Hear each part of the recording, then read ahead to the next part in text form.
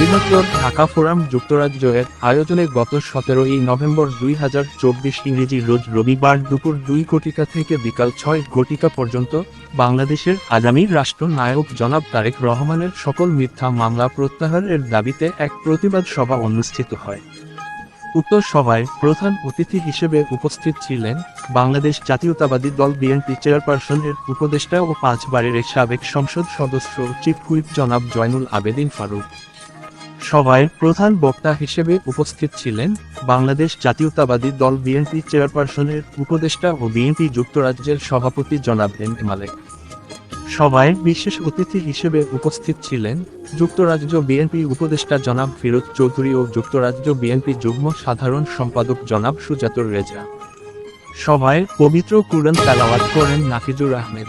প্রধান বক্তা জনাব এম এ মালেক বলেন, বিগত অবৈধ শেখ হাসিনা সরকারের আমলে আমাদের প্রবাসীর সকল অধিকার থেকে বঞ্চিত ছিলাম এবং আমাদেরকে বৈষম্যমূলক আচরণ করা হয়েছে, তা আমাদের জননেতা জনাব তারেক জিয়ার কঠোর সহযোগিতায় বৈষম্য বিরোধী ছাত্র আন্দোলনের ফলে স্বৈরাচারী শেখ হাসিনা পালিয়ে ভারতে চলে গেছে। আমরা অন্তর্বর্তীকালীন সরকারকে দাবি জানাচ্ছি, আমাদের জাতির অহংকার জননেতা জনাব তারেক রহমানের সকল মিথ্যা বানোয়াট মামলা দ্রুত প্রত্যাহার করে একটি সুষ্ঠু গণতান্ত্রিক নির্বাচন দেওয়ার জন্য। প্রধান অতিথির বক্তব্যে জনাব জয়নুল আবেদিন বলেন, বিগত স্বৈরাচার সরকারের এই পলায়ন গোটা বিশ্বের কাছে এক মাইলফলক হয়ে রইল এবং পৃথিবীতে এর ইতিহাস হয়ে থাকবে, যা কিনা একটা পুরো সরকার ও তার সংসদ দেশ থেকে পালিয়ে গেছে। আমাকে ও আমার দল বিএনপিকে তারা কোন মিছিল মিটিং তথা গণতন্ত্রের কোন অধিকার দেওয়া হয়নি তথা আমাদেরকে তারা মেরেছে, জেলে পুরেছে, কিন্তু আমি বা আমরা কেহ দেশ থেকে পালিয়ে যাইনি। আমরা আমাদের সকল নেতা কর্মী সহ জনাব তারেক রহমানের বিরুদ্ধে সকল মিথ্যা মামলা প্রত্যাহার একটি সুষ্ঠু গণতান্ত্রিক নির্বাচন দেওয়ার জন্য ডক্টর মোহাম্মদ ইউনূসকে অনুরোধ করছি। এছাড়াও তিনি বৃহত্তর ঢাকা ফোরাম যুক্তরাজ্যকে ধন্যবাদ জানান এত সুন্দর একটি প্রোগ্রাম সুদূর যুক্তরাজ্যে ওনাকে নিয়ে এসে উপহার দেওয়ার জন্য।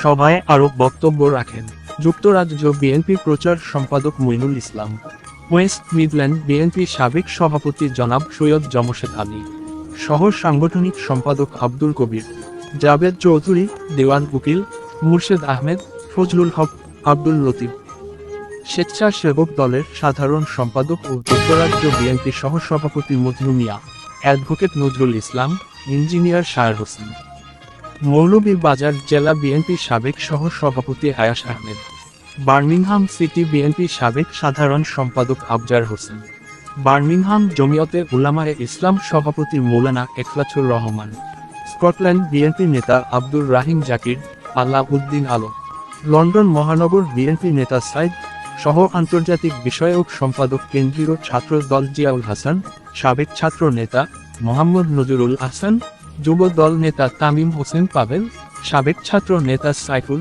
সাবেক ছাত্র নেতা জামিল আহমদ।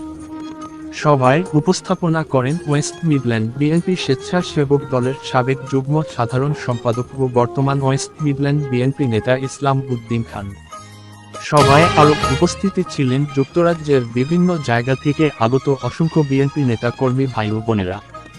সভাপতির বক্তব্যে জনাব গোলাম সাব্বির আলী পারভেজ আগত সবাইকে এত কষ্ট করে উপস্থিতি হওয়ার জন্য আন্তরিক কৃতজ্ঞতা ও ধন্যবাদ জানান।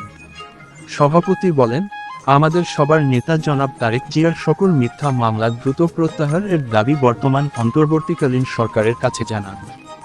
সভায় দেশনেত্রী বেগম খালেদা জিয়ার রোগ মুক্তির সুস্থতা কামনা করে আখেরি মোনাজাতের মাধ্যমে সভার সমাপ্তি ঘোষণা করা হয় এবং সভার শেষে সবার জন্য আপ্যায়নের ব্যবস্থা করা হয়।